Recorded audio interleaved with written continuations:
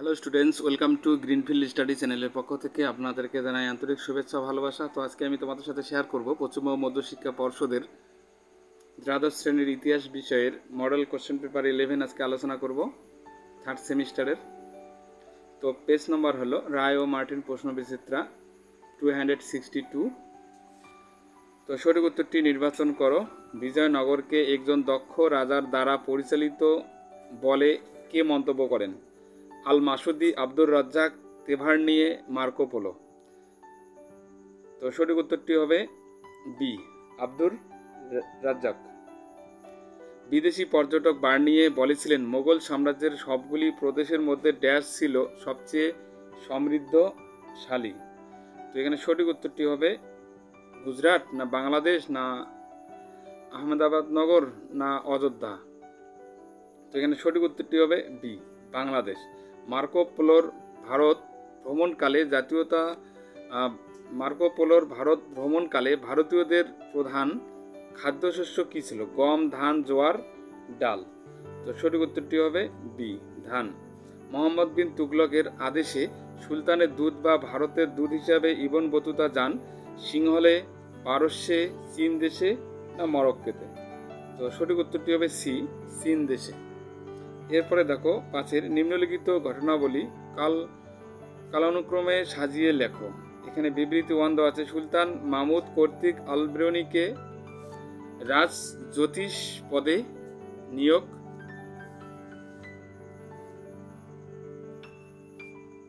বিবৃতি 2 দেওয়া আছে। যুদ্ধবন্দী রূপে আলবেরনি। বিবৃতি 3 কিতাব উল হিন্দ রচনা। বিবৃতি 4 আলবেরনির ভারতে আগমন। তো এখানে সঠিক উত্তরটি হবে সি,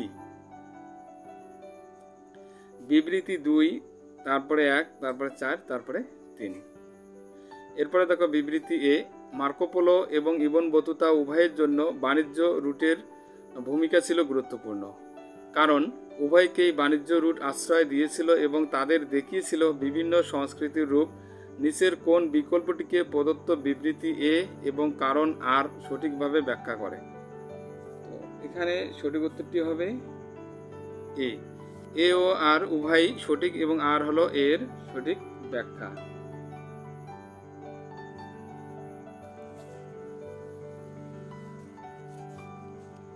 এরপরে 7 দাগের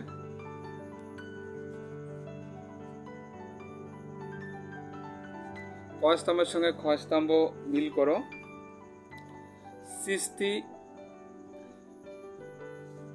চিশতি সম্প্রদায় আছে, চিশতি আছে, সুরাবর্দী, ফিরদৌসি আর হলো কবির। তো চিশতি হলো দিল্লি, 1 সি হবে। আর সুরাবর্দী হবে সিন্ধু ও মুলতান। তো 1 সি হলো দিল্লি, চিশতি। আর সুরাবর্দী হবে ডি, সিন্ধু ও মুলতান। আর ফিরদৌসি হবে বিহার, কবির হবে কাশী। তাহলে এখানে সঠিক উত্তরটি দাঁড়ায় এ। এরপরে দেখো 8 দাগের, ইনি 1440 খ্রিস্টাব্দে কাশীতে জন্মগ্রহণ করেন। কিংবদন্তি অনুসারে তার মা ছিলেন একজন ব্রাহ্মণ কন্যা। মাতৃ পরিত্যক্ত হয়ে একজন মুসলমান তাঁতির ঘরে তিনি পালিত হন। এখানে কার সম্পর্কে বলা আছে? নানক, কবির, দাদু দয়াল না জবন হরিদাস। তো এখানে সঠিক উত্তরটি হবে বি, কবির।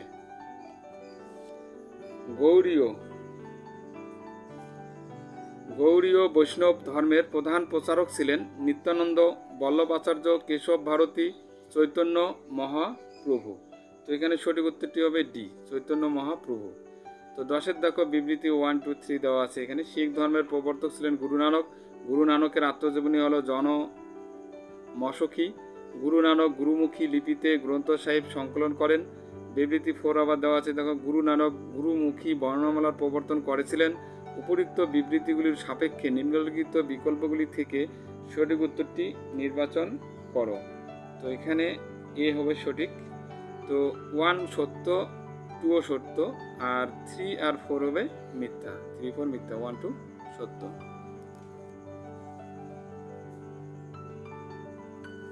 এরপর দেখো 11 নম্বর, প্রভুজি মোহে অবগুণ চিতনা ধরো সঙ্গীতের রসাইতা ড্যাশ শঙ্করদেব, সুরদাস, তারপরে আছে কবির, মীরাবাই। তো এখানে সঠিক উত্তরটি হবে বি, সুরদাস। ভারতে সুফি ধর্মের কতগুলি বিভাগ বা সিলসিলা ছিল? 10টি, 11টি, 12টি, 14টি।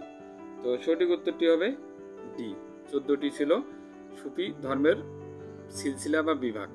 এরপরে সুফিবাদী সাধক খাজা মঈনুদ্দিন চিশতি তার খানকা প্রতিষ্ঠা করেন দিল্লিতে, না মুলতানে, না আজমিরে, না লাহোরে? তো সঠিক উত্তরটি হবে সি, আজমিরে।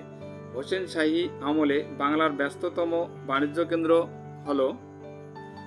কেন্দ্রগুলি হলো, এখানে কোশ্চেন মার্ক দেওয়া আছে, চট্টগ্রাম আছে, হুগলি আছে, সোনারগাঁও আছে বাংলার বাণিজ্য কেন্দ্র। তো তাহলে এখানে ঢাকা, কলকাতা, না সপ্তগ্রাম, না চন্দননগর হবে? তো এই কোশ্চেন মার্কে হবে সপ্তগ্রাম।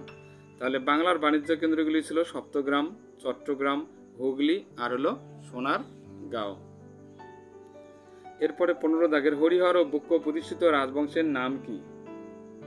সঙ্গম রাজবংশ। বিজয়নগর রাজ্যের প্রদেশগুলি কি নামে অভিহিত করা হতো? মণ্ডলম। বাহমনি রাজ্যের ওয়াজির ই কুল এর দায়িত্ব ছিল? বি হবে সঠিক উত্তর, সব মন্ত্রীদের কাজ তদারকি করা। এরপরে শামসুদ্দিন ইলিয়াস শাহের আসল নাম কি?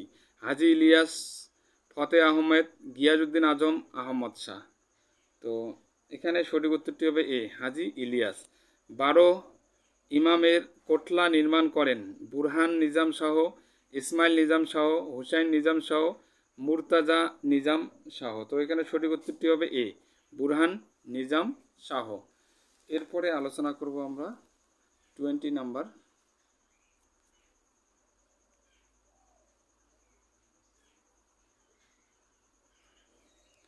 আমুক্ত মাল্যদা রচনা করেন?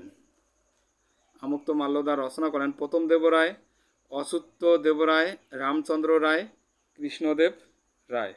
তো এখানে সঠিক উত্তরটি হবে ডি, কৃষ্ণদেব রায় আমুক্ত মাল্যদা রচনা করেন। ভাস্কো দা গামা ভারতের পশ্চিম উপকূলে ড্যাশ বন্দরে এসে পৌঁছান? কালিকট বন্দরে এসে পৌঁছান। এরপরে 22 দাগের দেখো, নতুন বিশ্ব। নতুন বিশ্ব হবে আমেরিগো ভেসপুচি। তারপরে ত্রয়োদশ উপনিবেশ নিউ ইয়র্ক, কেব্রাল হবে ব্রাজিল। তারপরে হাডসন হবে ডাচ উপনিবেশ। তাহলে এখানে সঠিক উত্তরটি দাঁড়ায় 22-এর এ। এরপরে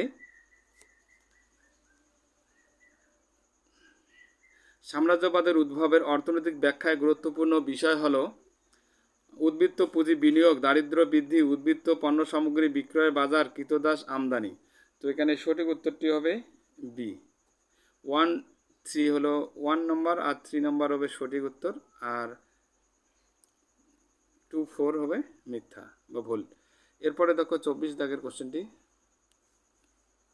ড্যাশ মনে করেন বাড়তি মূলধনের চাপেই সাম্রাজ্যবাদ উপনিবেশ দখলের মূল কারণ? এখানে Hobson, Lenin, Adam Smith, Lord Acton আছে। তো সঠিক উত্তরটি হবে এ, হবসন। ওয়েলস অব নেশন গ্রন্থের লেখক হলো অ্যাডাম স্মিথ। ইউরোপে প্রথম শিল্প বিপ্লবের সূচনা হয় কোথায়? ইংল্যান্ডে। সাম্রাজ্যবাদ উপনিবেশিকতাবাদের প্রসারের কারণ উগ্র জাতীয়তাবাদ, কাঁচামাল সংগ্রহ, নতুন প্রযুক্তির উদ্ভব, সস্তায় ভ্রমণ? তো এখানে সঠিক উত্তরটি হবে বি, 1, 2, 3। এই উগ্র জাতীয়তাবাদ, কাঁচামাল সংগ্রহ, নতুন প্রযুক্তির উদ্ভব, এই তিনোটাই সঠিক আছে, আর 4 নম্বরটা হবে ভুল। এরপরে আলোচনা করব 28 নম্বর, পুঁজিপতিরা বাজার দখলের চেয়ে উপনিবেশে পুঁজি বিনিয়োগেই বেশি আগ্রহী ছিল, একথা বলেন কি? Hobson, Lenin, Livingstones, Rudyard Kipling?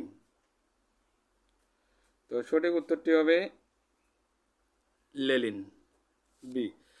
ইউরোপে উগ্র জাতীয়তাবাদ মাথাছাড়া দিয়ে ওঠে 1890 খ্রিস্টাব্দের পর, 1870 খ্রিস্টাব্দের পর, 1850 খ্রিস্টাব্দের পর, 1830 খ্রিস্টাব্দের পর। তো সঠিক উত্তরটি হবে বি, 1870 খ্রিস্টাব্দের পর। এরপরে দেখো 30 দাগের কোশ্চেনটি, ক স্তম্ভের সঙ্গে খ স্তম্ভ মিল করব। এখানে ফ্রান্সের উপনিবেশ হবে ইন্দোচীন, ইংল্যান্ডের উপনিবেশ হবে মিশর, আর বেলজিয়ামের উপনিবেশ হবে কঙ্গো, আর আমেরিকার উপনিবেশ হবে ফিলিপিন্স। ওকে, তাহলে এখানে সঠিক উত্তরটি দাঁড়ায় ডি।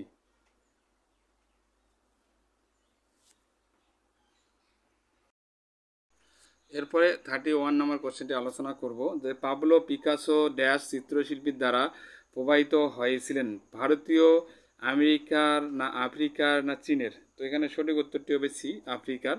ইউরোপের সভ্য জাতিগুলি এশিয়া ও আফ্রিকার কালো মানুষদের সাম্য, মৈত্রী, স্বাধীনতা, মানবিকতা, গণতন্ত্র প্রভৃতি সুমহান আদর্শে দীক্ষিত করেছিল, একথা বলেছিলেন কে? James Jolles, Claude Debussy, Leonard Woolf Macaulay. তো সঠিক উত্তরটি হবে সি। এরপরে আলোচনা করব আমরা নেক্সট 33 নম্বর, নয়া সাম্রাজ্যবাদ, নয়া ঔপনিবেশিকতাবাদ এর প্রসারের ক্ষেত্রে সর্বাধিক গুরুত্বপূর্ণ বিষয় ছিল অর্থনৈতিক বিষয়, সামাজিক বিষয়, ধর্মীয় বিষয়, বৈষম্য দূরীকরণ বিষয়। তো এখানে সঠিক উত্তরটি হবে এ, অর্থনৈতিক বিষয়। মার্কেন্টাইল বাদের সহজতম রূপ হল বুলিয়ানিজমস, ক্যাপিটালিজমস, মিশ্র অর্থনীতি, সোশিয়ালিজম। তো এখানে সঠিক উত্তরটি হবে এ, বুলিয়ানিজম। ব্রিটিশ ইস্ট ইন্ডিয়া কোম্পানি ভারতে সর্বপ্রথম রাজনৈতিক আধিপত্য প্রতিষ্ঠা করে পলাশি যুদ্ধের মাধ্যমে, বন্দিবাসী যুদ্ধের মাধ্যমে, বক্সারের যুদ্ধের মাধ্যমে না ইঙ্গো মহীশূর যুদ্ধের মাধ্যমে? তো সঠিক উত্তরটি হবে এ, পলাশির যুদ্ধের মাধ্যমে।